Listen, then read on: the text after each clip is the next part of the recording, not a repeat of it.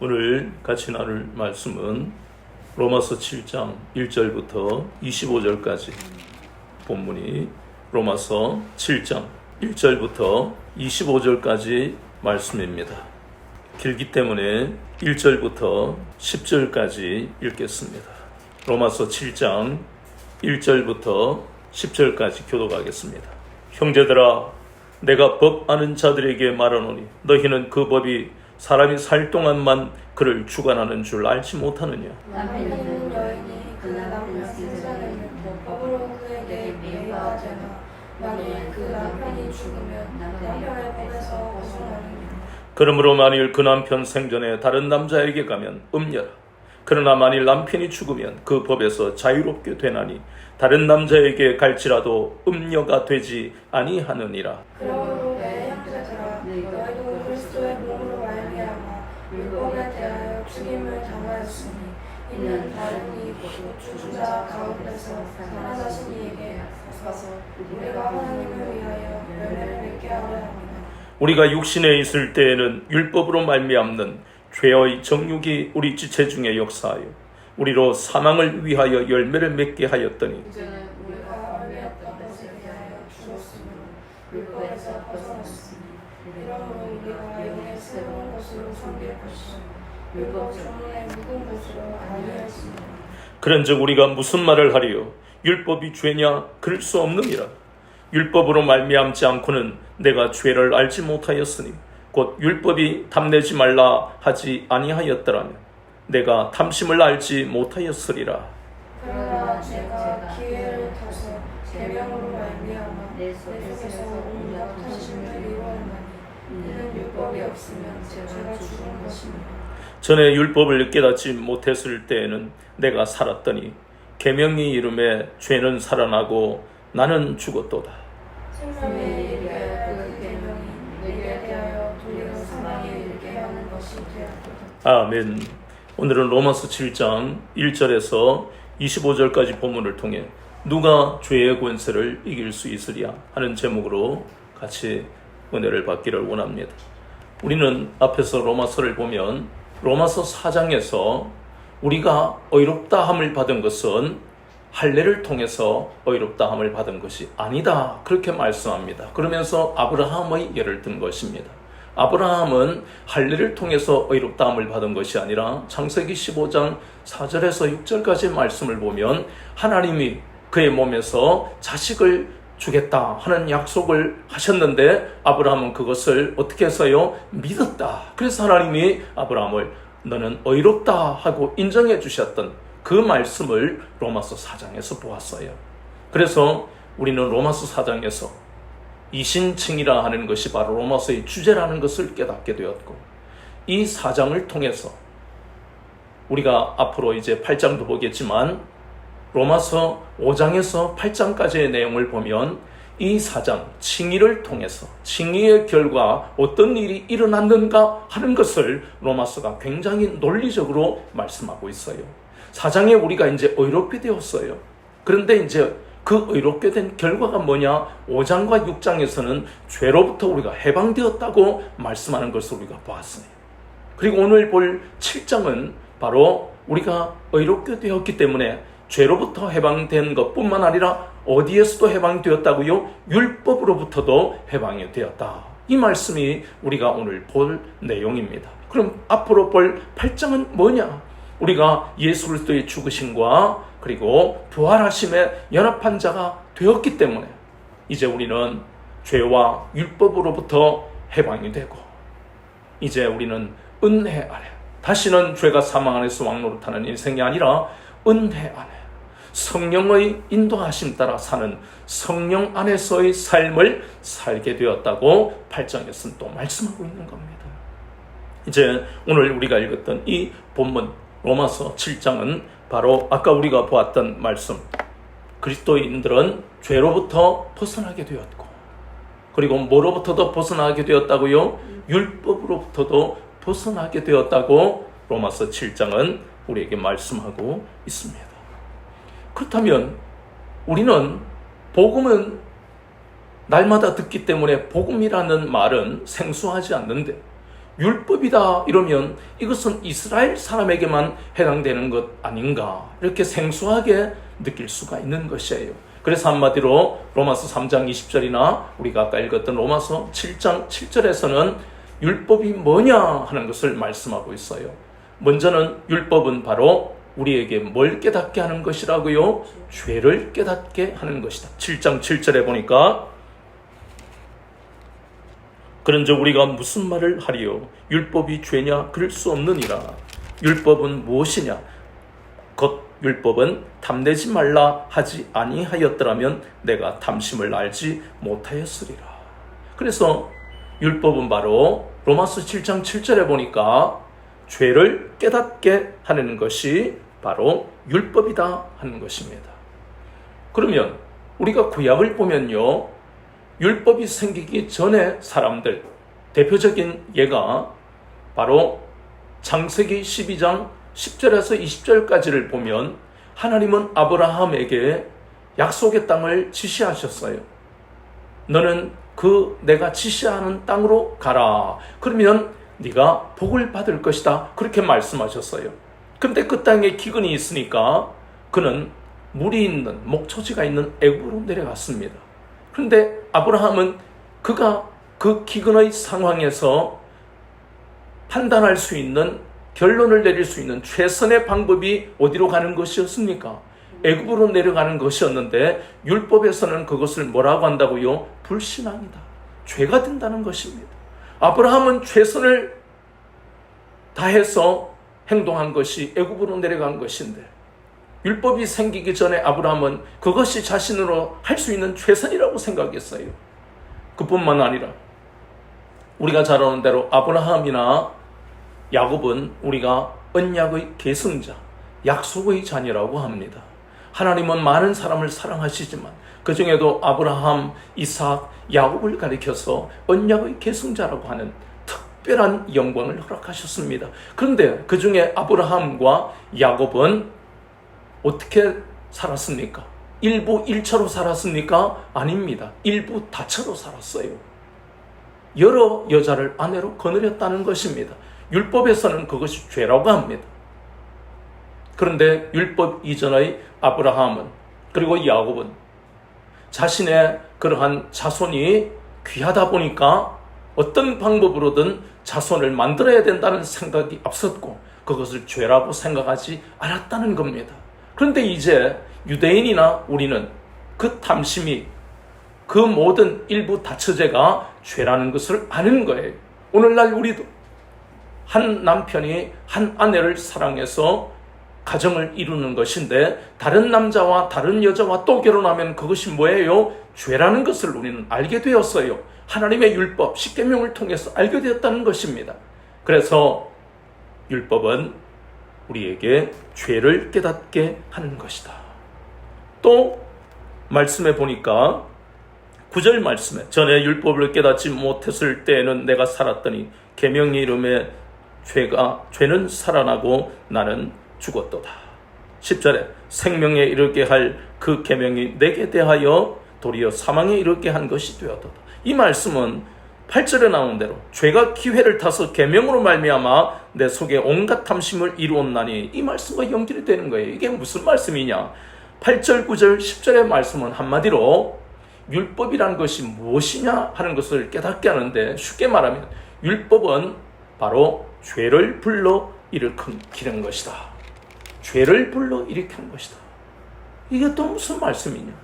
앞에서 우리는 율법은 죄를 깨닫게 한다 그랬고, 또 율법은 죄를 불러일으킨다는 것입니다. 그러면 이것을 풀어보면 율법이 그러면 죄의 원인이 된다는 뜻입니까? 아닙니다. 율법이 죄의 원인이 된다는 것이 아니고 이 율법을 통해서 우리가 알게 되는 것은 죄의 권세가 그만큼 크다는 것을 강조하고 있다는 것입니다. 율법이 없을 때는 이게 죄가 아닐까 이러면서 일부 다처에 그런 행동을 했고, 그리고 내가 물과 목초지가 없으니까 애굽으로 내려가야지 좀 마음은 찜찜하지만, 그런데 율법이 들어오면서 이러한 것들이 죄라는 것을 깨닫게 했는데, 죄를 불러일으킨다는 이 의미는 죄의 권세가 그만큼 강하다는 것을 우리에게 알게 하는 겁니다. 이제 죄의 권세가 얼마나 강한가 하는 것을 직접 우리가 이제 깨달았으니까 창세기 3장 6절부터 보면 하나님은 아담에게 그리고 하와에게, 특히 아담에게 생명나무의 그 생명나무 열매, 선악을 아는 나무 열매를 먹으면 안 되지만 나무의 열매는 먹어도 된다. 모든 열매는 다 먹어도 되는데, 그런데 안타깝게도 생명나무의 열매를 먹었으면 영생을 얻었을 텐데 어리석게도 그들은 먹지 말라고 하는 그 선악을 아는 나무의 열매를 먹었습니다. 참 어리석은 것 아닙니까? 그런데 그들은 그 열매가 생명나무의 열매보다 더 어떻게 보였다고요? 먹음직하고 보암직하고 지혜롭게 할 만큼 탐스럽기도 하고, 참 안타까운 일입니다. 생명나무의 열매를 먹었다면 영생을 얻었어. 얼마나 하나님께 영광을 돌리며 살았을 텐데, 거룩하게 살았을 텐데. 하나님이 아담과 하와를 지으신 목적은 첫 번째, 하나님의 형상인 거룩한 삶을 살아라고 그들을 불러주셨는데, 그들은 안타깝게도 그들의 마음에 탐심이 들어감, 결국은 죄의 권세가 얼마나 강한지 아담과 하와를 보면서 우리가 깨닫는 겁니다. 또 그 불행은 아들에게 이어졌어. 우리가 잘 아는 대로 아담의 두 아들이 누구와 누구지요? 가인과 아벨입니다. 근데 그 가인이 창세기 4장 8절에 보니까 아벨을 미워 시기하고 질투하고, 그가 하나님 앞에 더 사랑받는 것을 견디지를 못하고 아벨을 죽여버리는 살인을 저지르는 그 모습을 우리가 보았잖아요. 죄의 권세가 얼마나 강한지를 봅니다. 또 그뿐만 아니라 우리가 알다시피 창세기 25장과 27장에 보니까 거룩한 언약의 계승자 집안에 그 에서와 그리고 야곱은 거룩하게 살아야 할 그들이, 하나는 그 형은 팥죽 한 그릇이라는 그 하찮은 것과 하나님의 그 장자의 명분과 축복을 바꿔버리는 엄청난 그 망령된 행동을 하는 그 모습, 또 한 사람은 언약의 계승자인 아버지를 속여 형을 속여 자기에게 돌아올 것인데 그것을 도둑질해버리고 가로채버리는 그러한 행동을 우리가 성경에서 보고, 창세기 34장도 시몬과 레위가 그렇게 그 세겜 남자들을 다 죽여버리고 노략질을 하는 엄청난 죄를 저지르는 것을 우리가 보면서 죄의 권세가 얼마나 강한지, 하나님이 특별하게 은혜를 베푸신 그 사람들의 인생과 가정, 이렇게 세상 사람과 똑같은 행동을 하게 만드는 것이 바로 뭐라고요? 죄의 권세라는 것을 우리에게 깨닫게 하는 것입니다. 출애굽한 이스라엘 백성들은 하나님이 그들을 생명에 이르게 하시려고 시내산에서 율법을 통해 1년 넘는 그 세월 동안에 그들에게 율법을 가르치셨어요. 그런데 그들은 2년 가까운 세월 동안 하나님 앞에 율법을 배웠지만 그들이 만나는 어려움 앞에서 그들은 하나님 앞에 배운 말씀을 믿고 하나님은 신실하신 분이시야 우리를 출애굽하게 하셨는데 이 어려움에서도 우리를 건지실 거야, 이렇게 믿음으로 고백한 것이 아니라 어려움이 생길 때마다 원망하고 불평하고 하나님을 의심한 이러한 불순종과 불신앙의 죄를 범했기 때문에 그들은 약속의 땅에 들어가지를 못했습니다. 오늘 우리가 읽었던 이 바울도 보니까 여기에 이 말씀 13절 말씀에 그런즉 선한 것이 내게 사망이 되었느냐? 그럴 수 없느니라. 오직 죄가 죄로 드러나기 위하여 선한 그것으로 말미암아 나를 죽게 만들었으니. 또 15절에 내가 행하는 것을 내가 알지 못하노니 내가 원하는 것을 행하지 아니하고 도리어 미워하는 것을 행함이라. 19절에 내가 원하는 바 선을 행하지 아니하고 도리어 원하지 아니하는 바 악을 행하는도다. 바울은 선을 행하기를 원했어요. 그런데 악은 원하지 않았어요. 원하지 않았던 악을 행하게 되는 내 행동을 보면서 14절에 자신을 어떻게 됐다고요? 나는 육신에 속하여 죄 아래에 팔렸도다. 출애굽한 이스라엘 백성, 구약에 나오는 모든 사람이, 바울이 모두가 뭐예요? 율법으로 인하여 죄를 깨닫게 되고 더 나아가서 율법의 지배를 받게 되더라는 것입니다. 이 모든 것은 죄를 짓게 만드는 것이 율법입니까? 아닙니다. 죄를 짓게 만드는 건 율법이 아니에요. 모두가 죄의 권세에 넘어지고, 이 바울마저도 죄의 권세에 넘어져서 어떻게 되었다고요? 14절에 육신에 속하여 죄 아래에 팔렸도다.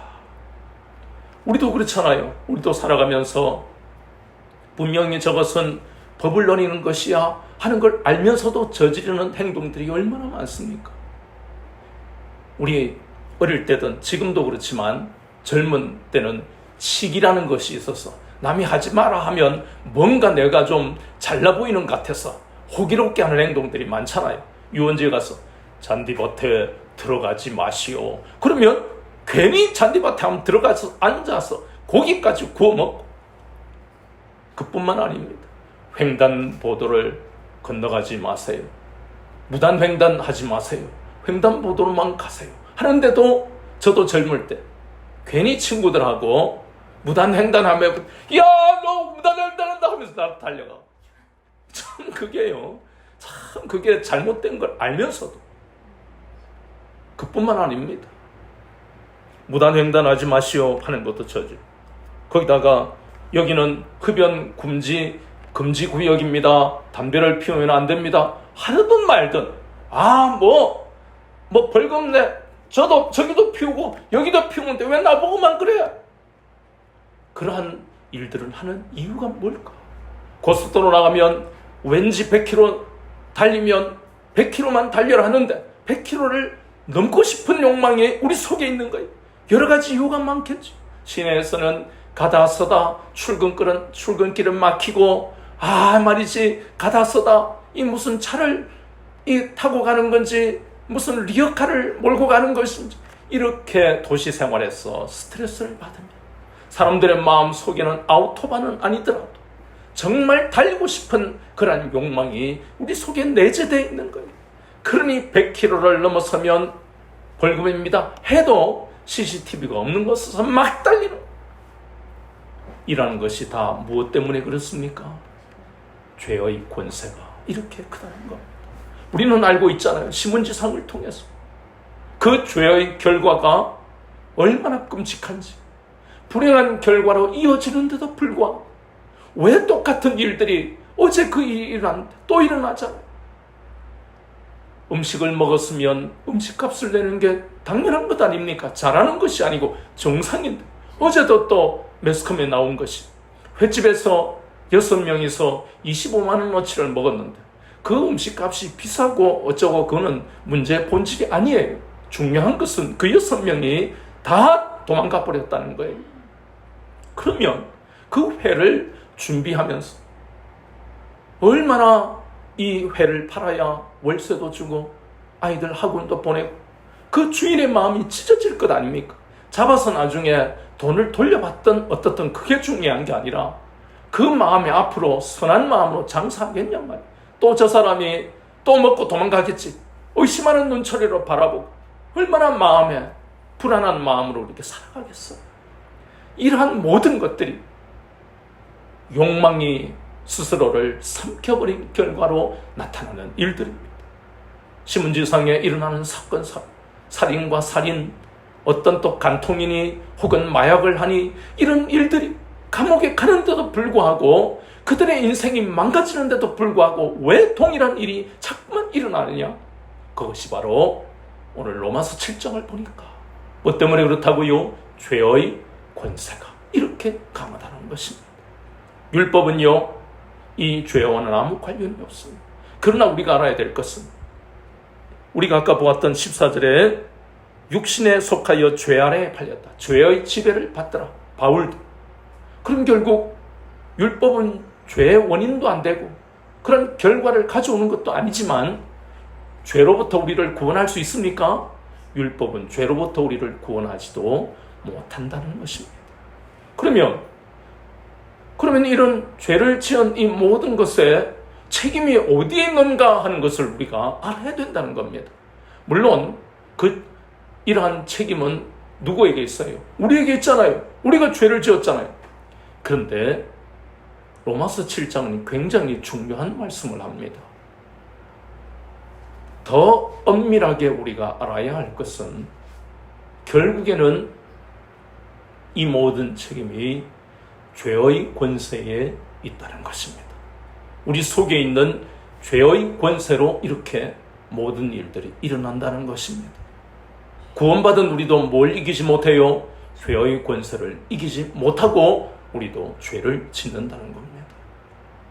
우리는 이제 인식해야 합니다. 우리가 구원받았기 때문에 이제 우리는 죄를 짓지 않을 거예요. 그리고 구원받았기 때문에 죄가 우리에게 오더라도 우리는 죄를 이길 수 있어. 이건 착각입니다. 그래서 우리가 깨달아야 할 것은 로마서 7장은 상당히 어렵고 힘든 말들이 나오지만 결국 우리가 알아야 할 것은 구원받은 우리라도 뭐는 이길 수 없다고요? 죄의 권세를 이길 수 없다는 것을 알아야 한다는 것입니다. 왜 알아야 합니까? 그렇지 않으면 우리는 죄의 권세를 이길 수 있다는 교만한 마음을 가지기 때문에 그것이 벌써 죄가 되어버리는 것입니다.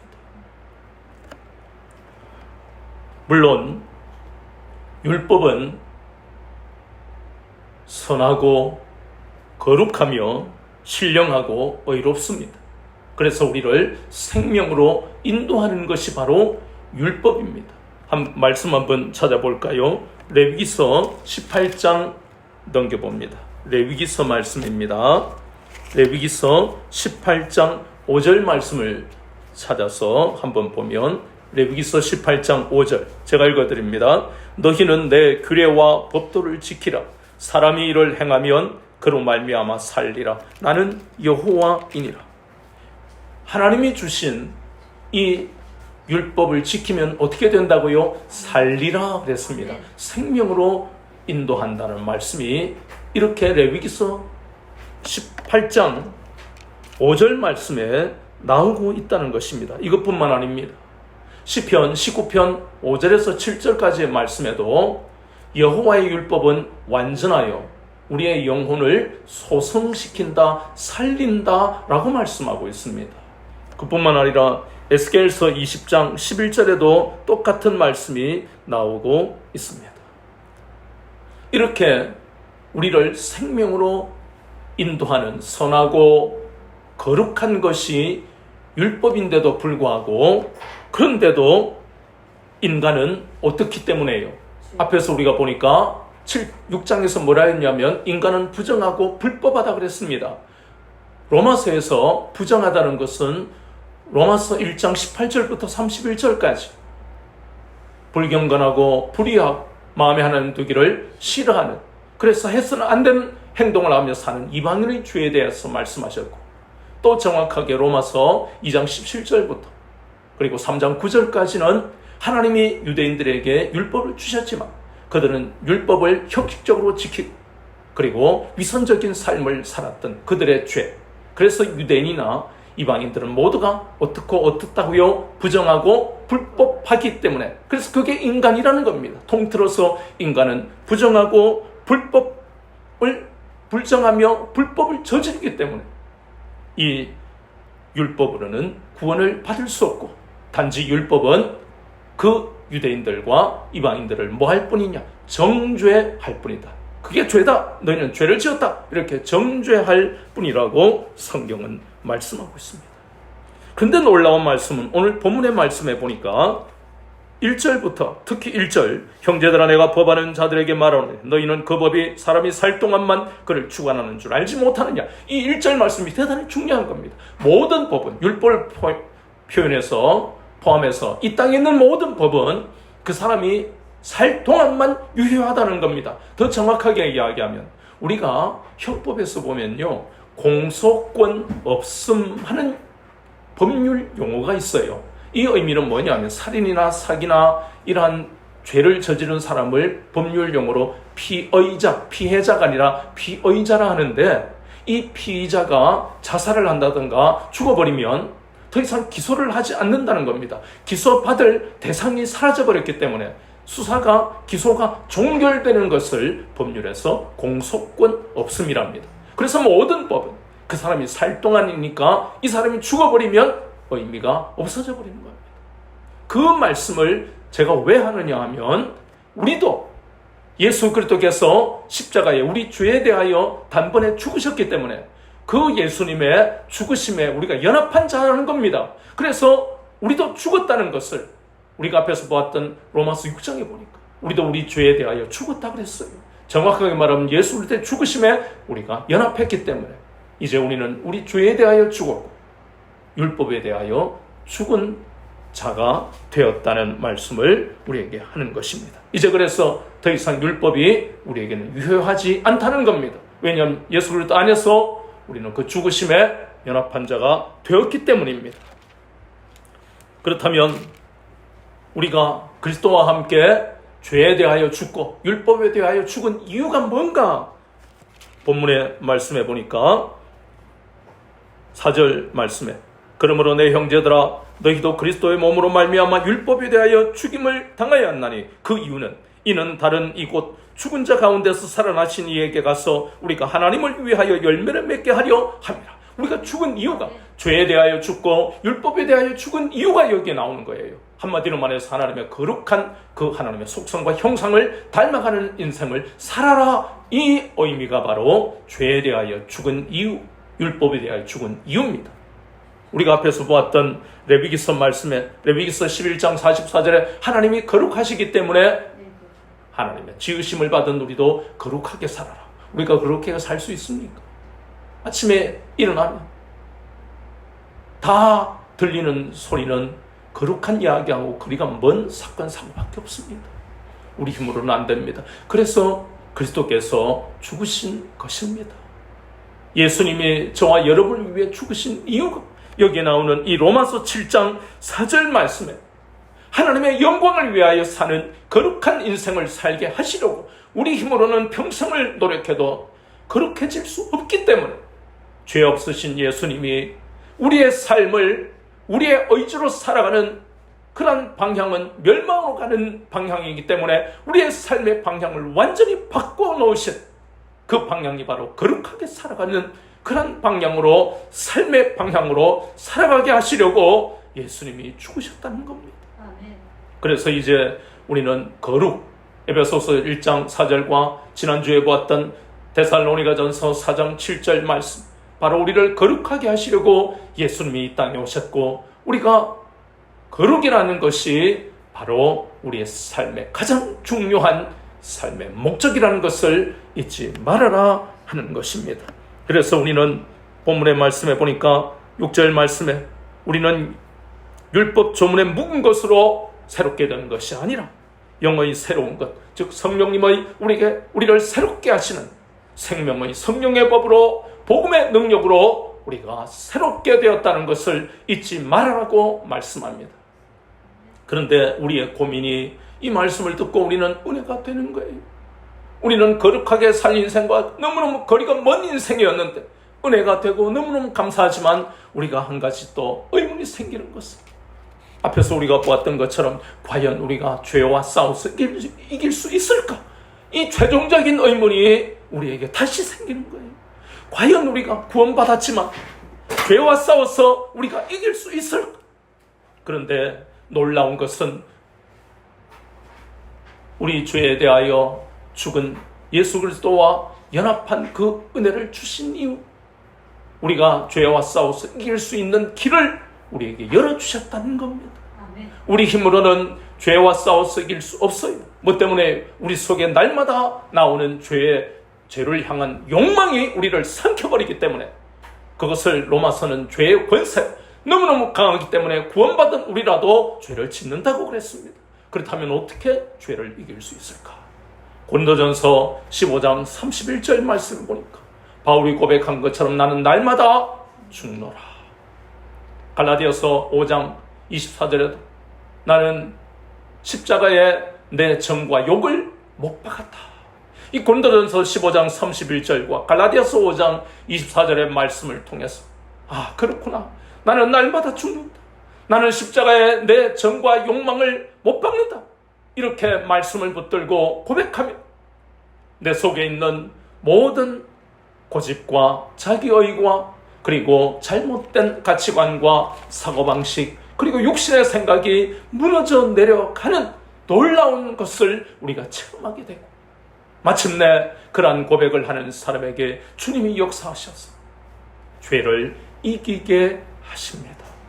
우리가 죄와 싸워 이기는 것이 아니라 내가 어떤 고백을 하고 주님, 나는 날마다 죽습니다. 내가 살아있는 것을 말씀으로 깨뜨립니다. 날마다 나를 십자가에서 내 정욕과 욕망을 십자가에 못 박습니다. 고백하고 나갈 때마다 주님이 죄를 이기게 하신다는 겁니다.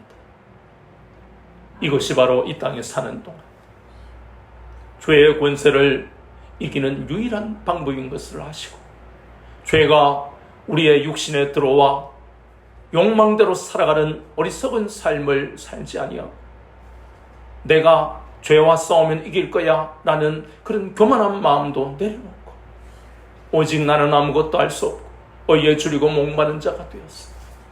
내가 날마다 말씀 안에서 내가 죽는다고 고백할 때 나를 말씀으로 죽이고 나아갈 때마다 내 속에 있는 버려야 할 그 모든 것들이 하나씩 하나씩 조금씩 무너져가는 것을 체험하며 내 속에서 감사가 나오고 그렇구나 내가 이렇게 날마다 죽는다고 고백할 때마다 주님이 나에게 위로하시고 새 힘을 주셨어. 버려야 할 것을 버리게 하시는 놀라운 은혜를 체험하고 마침내 죄와 싸워 이기는 놀라운 역사를 주님이 보게 하시는 것을 이 땅에 살면서 그래서 거룩이라는 열매를 맺고 하나님을 기쁘시게 하는 여러분 되시기를 주 예수 그리스도 이름으로 축원합니다.